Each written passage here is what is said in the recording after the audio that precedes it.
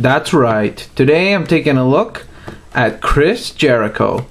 So, Chris Jericho is one of my favorite wrestlers. 2 points. First of all, he's Canadian. Second of all, he's an awesome wrestler. As you can see, I have a belt on him that I usually display him with, just to show you kind of what he looks like with an accessory, because I don't remember what he brings.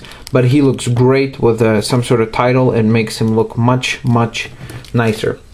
So there's that. Now, I'm just going to take a little close-up of him to show you his detail. So let's zoom on in.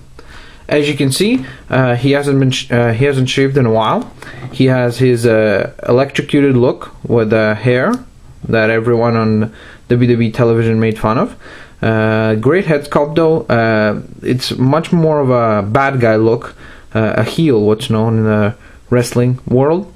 Yeah, so it's more of a heel head sculpt than that of the face, which is the good guy.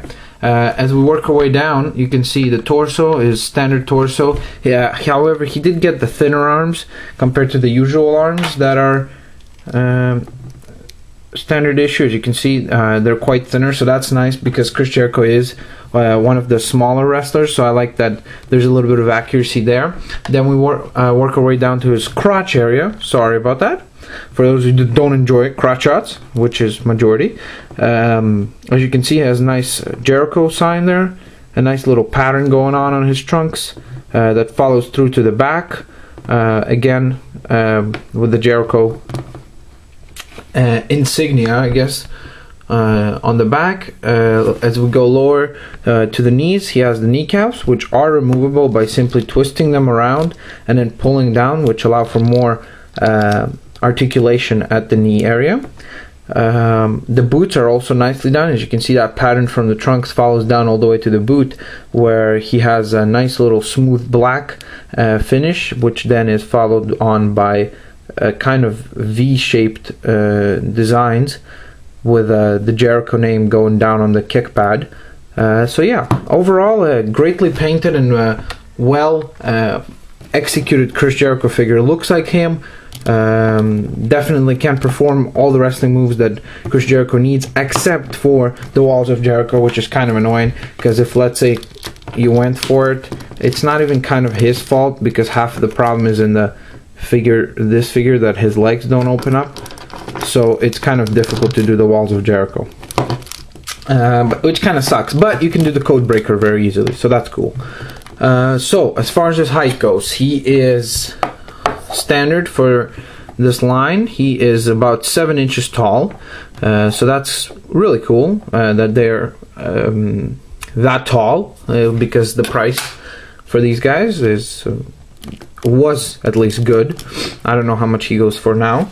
You'd have to check. And yeah, as far as his articulation goes, he can move his head 360. It's a ball jointed joint. He can rotate his arms. He can go into the crane kick pose from the Matrix, right there. So that's kind of cool. He can rotate the bicep, bend his knees, turn his wrists, bend at the wrist. He can move his hips. He can kick forward. He can kick back.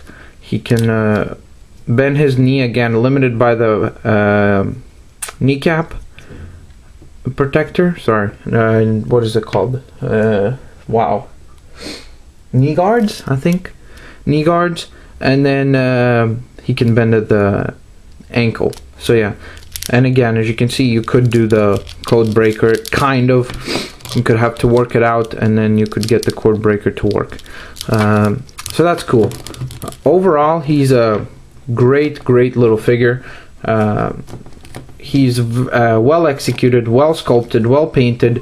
As long as you don't have the problem that a lot of these figures have the same body mold and do have a little bit of limited articulation, this is a definitely worthwhile pickup. And yeah, and just remember, if you're not a hypocrite, you can pick this figure up.